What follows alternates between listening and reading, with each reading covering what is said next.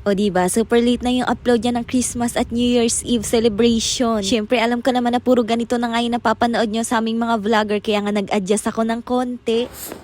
Pero syempre, bago ngayon, hi, hello, welcome to my vlog. O diba, super early ng upload ngayon dahil natenga talaga ako ng ilang araw. Nung gabi nga ng December 24, naisipan ko ang magbalot ng mga konting regalo. Pero hindi ko talaga alam kung kani-kanino ko sila ipapamigay. Pero ayan, at least meron tayong nakahanda dyan. Bali Christmas at New Year's Eve nga itong mapapanood nyo, pinagsama ko na talaga para isahan na lang. At syempre, itong nasa unahan nga Christmas Eve celebration namin yan, na very simple lang naman din, kami lang magpapamilya yun nandito sa bahay. Tapos nagluto lang din ako kahit paano. And syempre kapag ganitong season nga hindi pwedeng mawala ang grahams at saka salad. Kaya naman December 23 pa lang ng gabi ginagawa ko na sila para nga pagdating ng Noche Buena konti na lang yung aasikasuhin ko dahil wala nga akong makakatulong at naka-duty ang Papa G nito. Bali inuna ko ang gawin dyan yung grahams, tapos nung okay na nga sinunod ko naman na tong salad. Bali yung timpla nga ng gatas sa grahams at salad pinag-isa ko na nga lang dahil ganun lang din naman. Gumawa nga rin pala ako ng konting Shanghai, tapos nag-order lang ako ng 2 tab ng kasaba cake and nag-air fry nga kami nitong pork belly na hinihiwa pa lang. Ayan, meron na nag-aabang. Nung nailuto na nga namin lahat ng handa, hindi na kami nagantay ng 12:00 at kumain na rin kami. And syempre, hindi mawawala yung picture-picture na yan. Tapos ito naman yung ganap nung araw nga ng magbabagong taon. Pero alam ko nakapaglinis pa nga ako ng konti sa bahay, pero yun nga yung una ko na i-upload. Kaya naman dito na tayo ulit sa pagpe-prepare ng mga handa. Dahil nagsalad naman na kami nung Christmas, nag-chocolate jelly na nga lang ako. And habang nakasalang nga yung gulaman, inayos ko na rin tong mga prutas na pinamili ko. Pero hindi na ako nag-abalang bumili ng 12 klaseng prutas. Kaya yung mga binili ko lang talaga yung makakain lang ng mga anak namin. Tapos after ko naman maayos yung mga prutas, sinunod ko naman gawin tong prosperity bowl na yearly talaga gumagawa ako. Pero hindi naman namin inaasa dyan yung swerte namin. Sadyang nakasanayan na lang talaga. And wala namang masama kung gagawa ka rin. Basta samahan mo na lang din ng sipag at tiyaga. Hindi ko na nga rin masasabi sa inyo kung ano nga yung meaning ng mga pinaglalagay ko dyan dahil hindi ko rin talaga alam. Gaya-gaya lang tayo. Ala, hindi.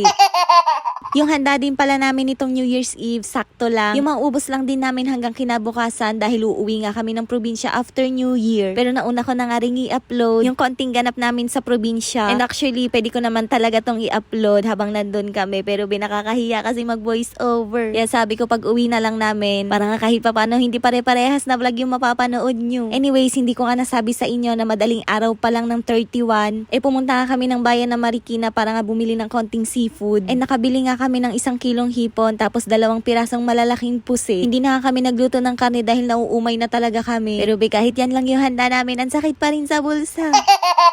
Pero minsan lang naman yung ganito, kaya sige, okay lang. Yung hipon, pinakulaan ko nga lang sa Sprite, tapos yung pusit naman iihawin ng Papa G. Siya talaga yung pinag-asikaso ko sa pusit dahil sa sobrang laki hindi ko kayang hawakan, nanginginig yung kamay ko. Kaya habang nag-iihaw siya doon, ako naman ito magluluto ng pansit. Nag-spaghetti na kasi kami nung Christmas, kaya naman ito magpapansit naman kami nitong New Year. Ilang araw ko nang kinikrave tong inihaw na pusit, kaya habang iniihaw pa lang, Diyos ko po, gutom na ang babae. Halos same nga lang din kami ng handa ng mama. Ang kaibahan lang, nag-ihaw nga siya ng liempo tapos nagprito naman ng pata. Hindi ko na nga alam kung anong oras kami natapos sa pagluluto ng mga handa namin, pero ayan sinisimula na ulit maghiwa ng Papa J dahil hindi na paraan tayo mag 12:00 bago kumain. Lantakan na yan agad. Pag ganito kasing Christmas at New Year, maaga talaga kaming kumakain dahil yung mga bata nga hindi na nakakaantay ng 12:00 at nakakatulog na nga ng maaga. O siya, picture muna bago maubos yung mga handa. Sumaglit pa nga kami niyan sa tito ng Papa J pero hindi na ako nag-video dahil nakakahiya. So dito na nga tayo sa malapit ng mag-fireworks. Nung pumunta kami ng Marikina, hindi na talaga ako bumili ng mga ganyang paputok. Dahil last year, ako lang din naman yung nagpaputok niyan.